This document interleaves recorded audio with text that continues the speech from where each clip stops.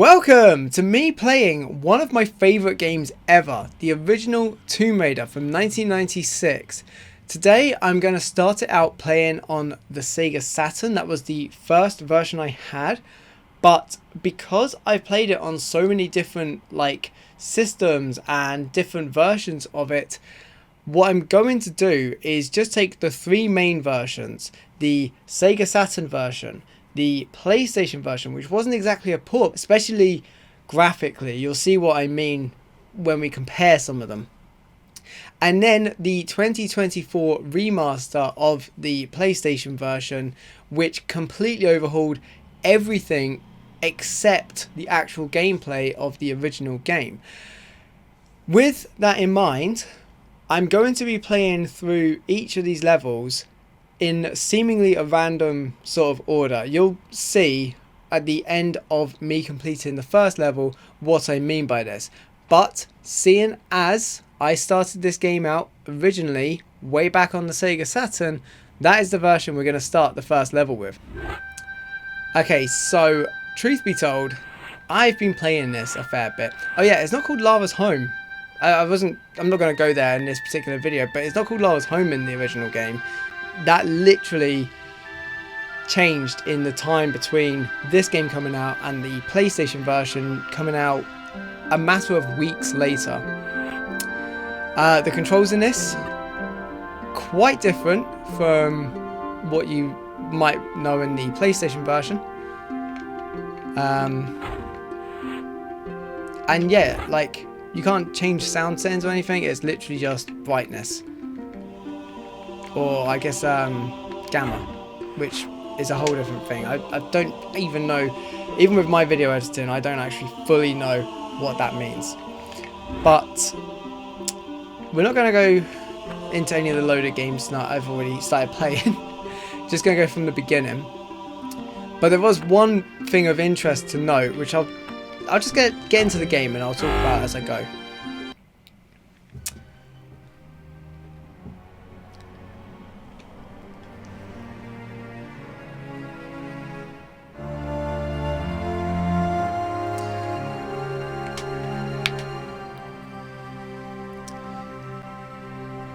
So, I haven't talked about this before, but me getting a Sega Saturn wasn't something that I had planned at all.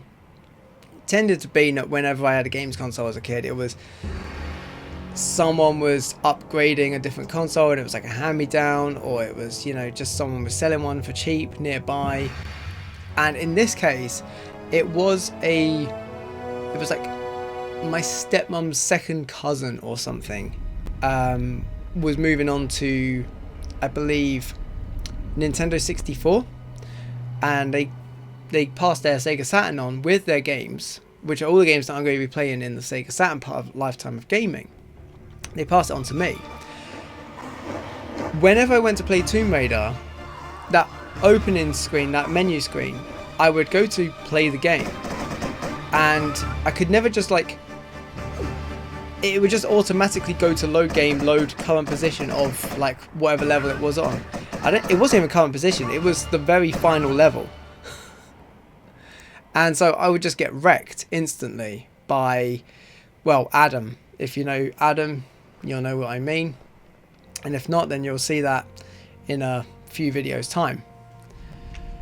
But yeah, this is how it all begins. And you can see, compared to the PlayStation version, it is really dark. There's no loading bar as well. PlayStation version, I'm pretty sure I had a loading bar at the bottom there. I can't really remember now. But yeah, the tone is really dark. Oh yeah, shoulder button is for rolling. How do you get the guns out? Okay, it's C. Yeah, C. Okay, A is for jumping. Very intuitive. C kind of feels like the circle button on the PlayStation. And you'll see that, I know this game so well. Because, a lot of people do, to be fair, these days. And I remember getting to here, and I remember looking up here. Wait, that's not look. Where's look? Okay, that's... Well, look is Y, apparently. And I remember just seeing this and as a kid trying to jump up here to no avail. But it's simply this. That's one way to do it. You can also climb up the slope behind. I'm talking to you as if you don't already know how to play this. Oh wait, that's not walk in this, is it? Okay, hang on. What is walk? Is it? It's the left button. It's the left shoulder button. Okay, got it. So yeah, the PlayStation controller is the one I played the most, absolutely. And I did play it on the Sega Saturn a fair bit as a kid, but like at some point it just kind of got overridden. Even on like the phone version.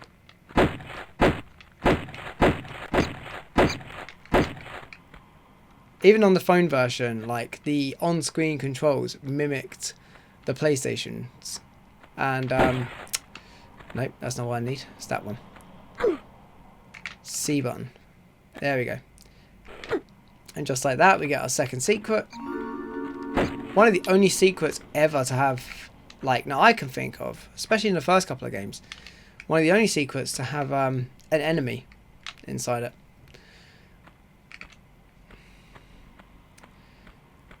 The eagle-eyed among you may also notice that this version of the game, of the 3 versions I'm going to be playing, it's the only one where the crosses on the front of the medipacks are red. And that changed, I say kind of quickly. Honestly, I don't think it was till Last Revelation that they changed them to being green.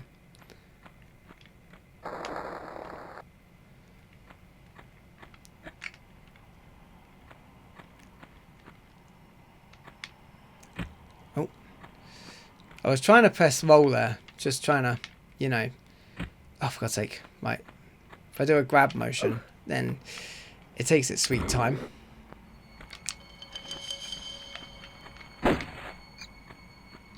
There we go.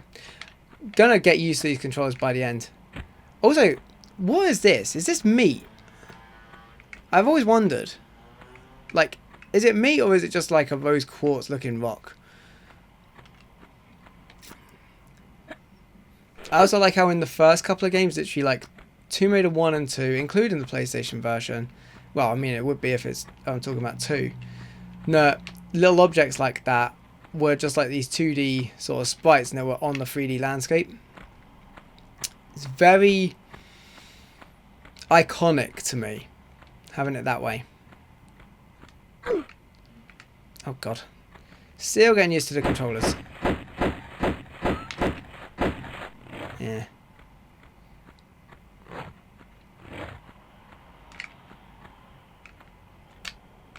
Wait, that's not it.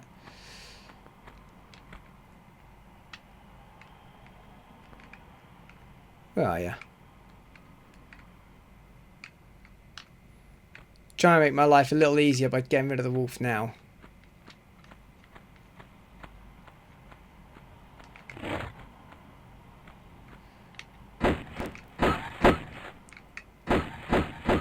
There we go.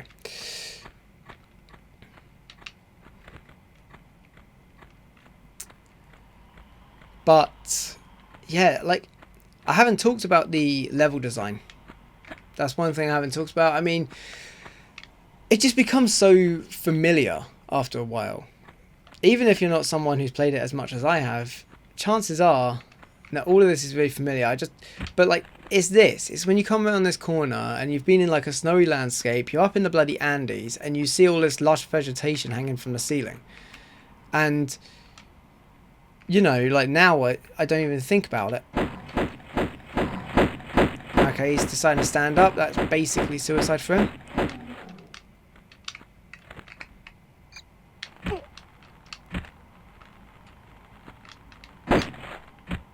There we go.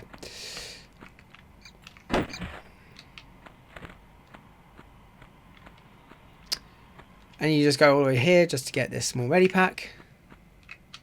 Wait, hang on. It's less intuitive. Like, it... Tomb Raider 1 famously... Well, I say famously. among Tomb Raider people, it's kind of famous that like the R2 and L2 buttons were your side steps. Well, on the Sega Saturn, it's literally like X and Z, which is even less useful. But you know, we'll make do. We'll get through. It's by no means unplayable this way.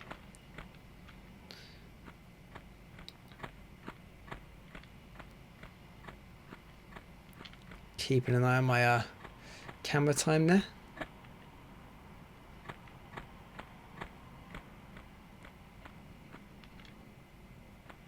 Right, and then I noticed, like, I've watched loads of people play this, and no one ever goes for this medipack down here. It's so obvious. Like, if you know about it, you know about it, you know? But, I mean, it's... Even when it's not, like, speedrunners. I understand when it's speedrunners not going for it, but, like... Everyone else? I don't know. And we get our first bit of music, because it's an enemy that literally can reach us. Not that it's that scary. Let's go for the secret.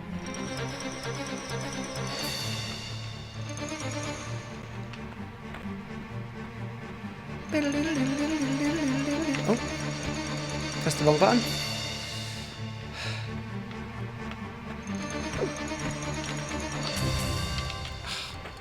I will get used to this. Quite the curve I was after. Right, okay, let's try this again. Not used to hearing that much of that tune in like this level.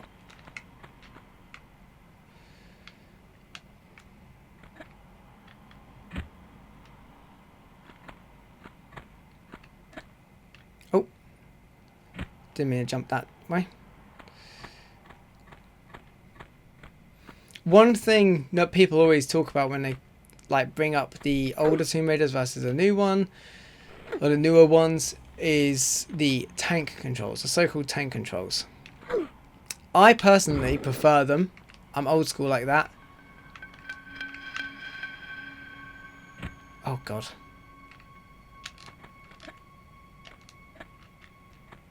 That'll work. But you know, it's like, if it was proper tank controls, you wouldn't get the curve on the footsteps that we're getting. Like this turn here, for example. Yeah, let's get that one too.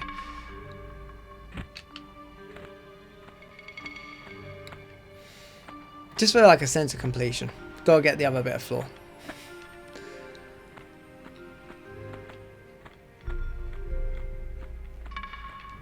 I find that the reaction time of the jumps to be slightly slower than what I'm used to on the PlayStation version. I don't know if that's just me.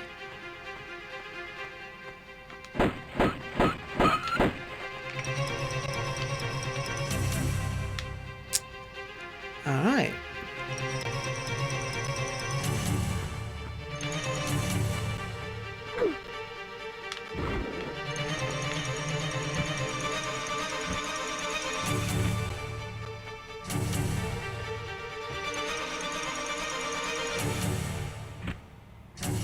Ah, I thought I might make it.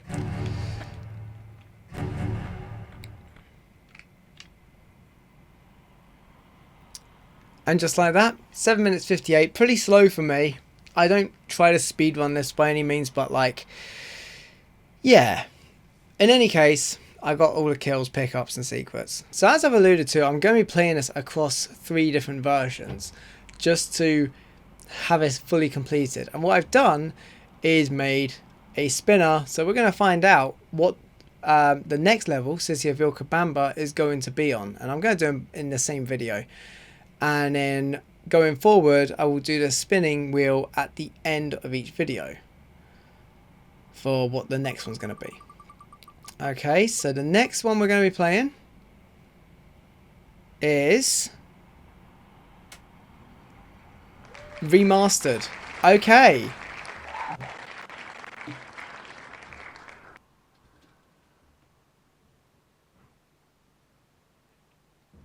Okay, so I've had a bit of a mare. I thought that one of the other machine, basically the other computer that I use, had it. But yes, turns out I have to completely switch over computers to film this one. That's fine. So this is the Vilcabamba, and as you can see, it's a major upgrade straight away, just in like terms of the lighting and stuff.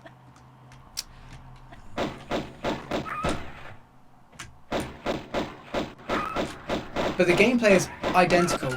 The only thing that I will say is different is this. That ability to flip around in midair, that was not something that was in the original Tomb Raider at all. Right, where's the bear? Right. Let go of the controller. The control button, which is shoot in this version. Come on, where are you? There you are. Okay. And I don't know if it's coming across, but there's a bit of a lag because I've had to very quickly switch over everything. I like to clear out all the enemies on this level. I don't tend to do this generally, but on this level I do. Just because, you know, there is just quite a lot of bats and stuff that can like crop up on you. And yeah, they can be aggravating. Hold on, where are you?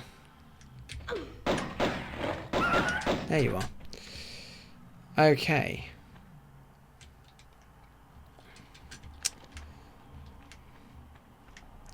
And as you can see, it is such a big difference. Like this foliage and stuff, if you've watched anyone who just sort of compares them, I mean, you can literally...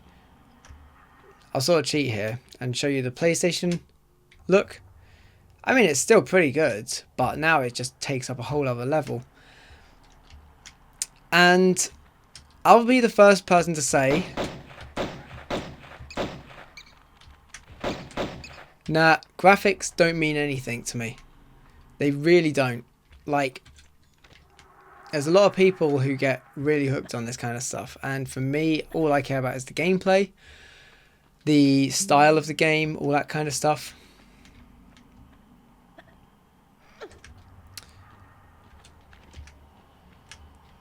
Could have sworn there were bats up here. No? Maybe I'm wrong.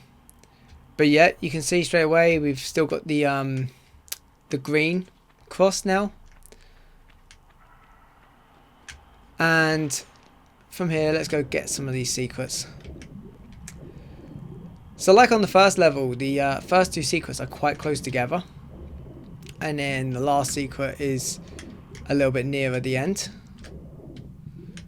But obviously, as the levels go on, they do get a bit longer.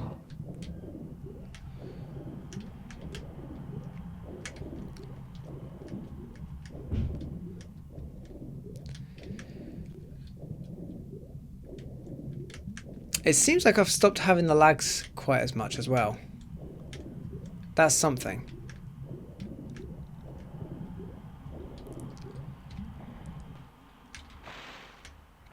When I was a kid, I used to look at these snake statues, and I always used to think that they would shoot you if you went, like, say, over the other side of the pool, over here. And so, even now, I still have, like, a little bit of a avoidance of them.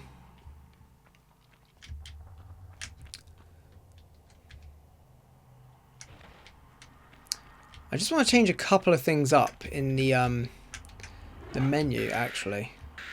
Where would I go for this? It'd be down here, wouldn't it? Just put these back on. Walk to action and action indicators. These are things that were added in the remaster. Yeah, I did change those.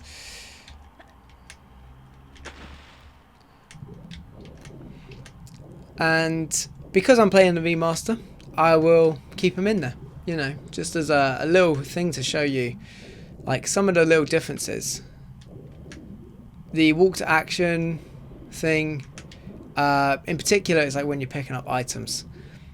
So in the original version, on the first 2 games at least, Lara would pick up items that she was kind of near, but she would just sort of like warp there almost.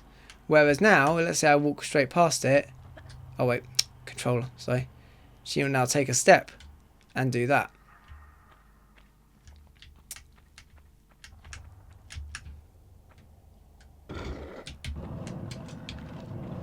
Don't know why I'm getting my guns out. But yeah, you can see how like we've completely changed environments already. If you don't know this game at all, and this is your first time seeing this game, then you'll know, then you won't know about the 3rd level and how it completely changes everything about what to expect from Tomb Raider going forwards.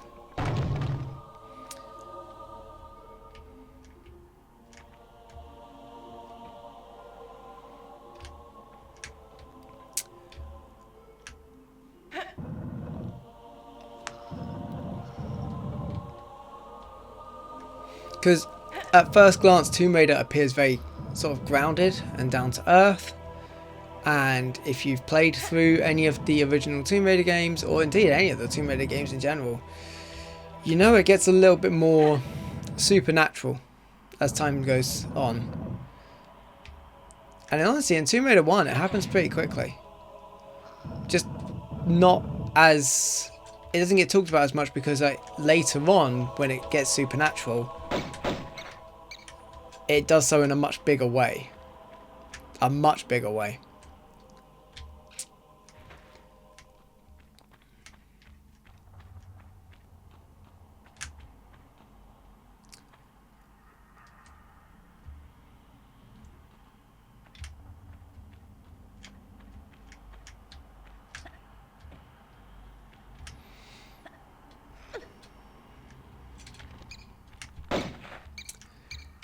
Now, in the Sega Saturn version...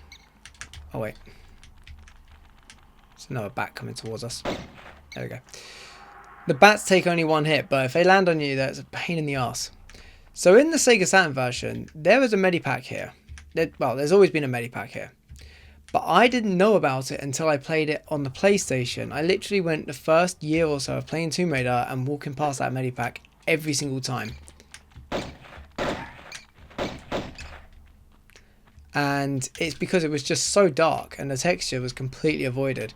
On the PlayStation version, it's still quite dark, but the texture stands out that little bit extra, and I was like, oh my god, there's a medipack here.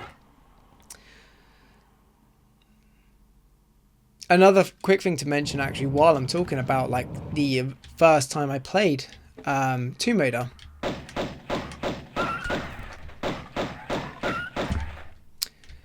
See, I'm just so used to this by now.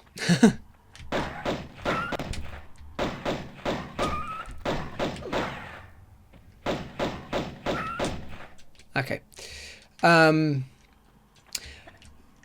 Raider was a game that I was really hooked onto the first time I even saw it. It was actually Tomb Raider 2 that I saw first. So I came into it a little bit late already, just from the get-go. I wasn't there, you know, when Tomb Raider 1 came out. And like I mentioned before, all of the consoles that I had as a kid were kind of hand-me-downs. So, you know, I was usually getting things like a generation late or half a generation late in terms of consoles. Any more bats? Right, okay.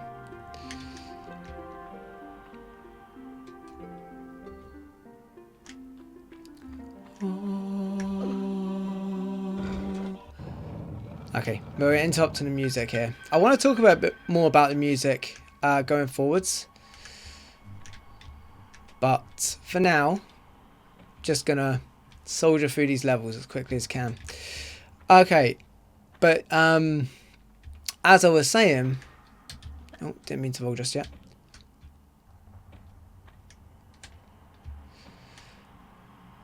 as I was saying,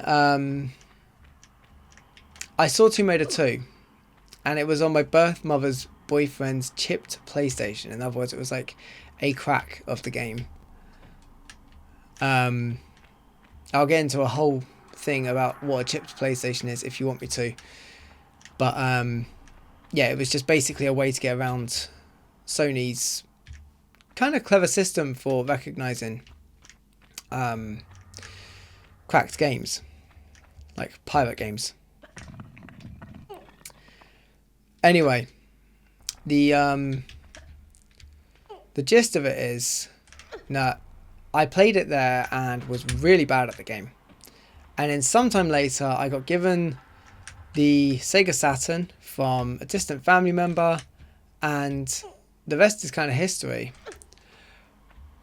But for the first, I don't know, for the first like couple of years that I played Tomb Raider, I never went any further than, say, the beginning of the 5th level.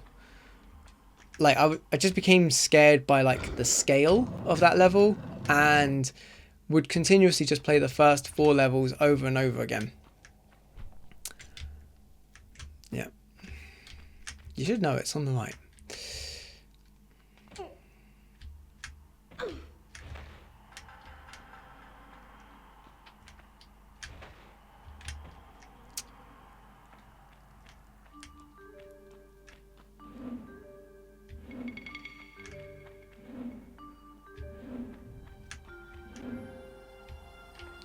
There we go. Nice and easy.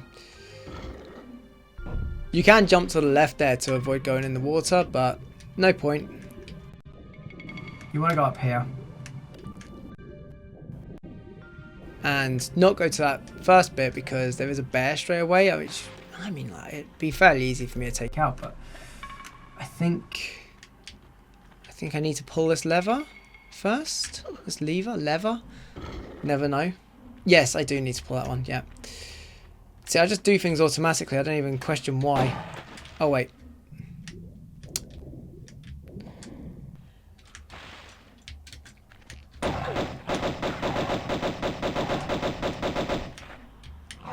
There we go. Let's go get the last secret and get the hell out of here.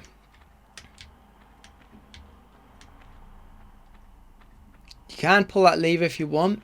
All it does is take you back, for whatever reason. I don't know why you would want this, but you can go back via where the swinging axes were.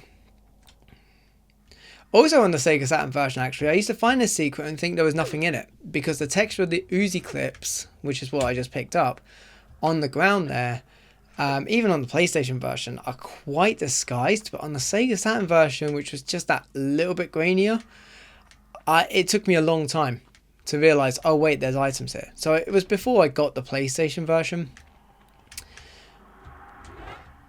Put the gold idol in. And that will be the end of this level. Again, all secrets. A bit more, what's the word? Like a bit more expedient with the time, considering the extra size of level. Okay, I've had a bit of a mare again, just trying to get all this set back up again. But now we're going to spin the wheel this side of me making the next particular video. Alright, so the next level, Lost Valley, will be played on the Sony Playstation version. Okay, this is obviously the version that I am most familiar with, so please do join me for that one. It's going to be a nice easy breeze for me, hopefully, like the first 2 levels have been. Let me know what you thought of, like, the differences between, like, the 3 versions, you know, well, the 2 versions you've seen so far, but if you know the game particularly well, you know, did you yourself have the Sega Saturn version? Because, like, I find that is kind of a minority, despite the fact that the game was created originally for the Sega Saturn. I will talk a little bit more about the history of these 2 versions as I go along, especially when I get back to the Sega Saturn version the next time the wheel selects it for me. But until then, please do check out the rest of the Lifetime of Gaming series. I've done quite a lot of different games. Feel free to check out the rest of the channel. I'm going to be doing a bit more variety here in the next year compared to the last 2 years, but already it's quite a variety channel. And until next time, have a good one. Mr. Lenin, awaken the boy. Mr. Stalin bisexually park. Khrushchev, Saflov in his mirrors.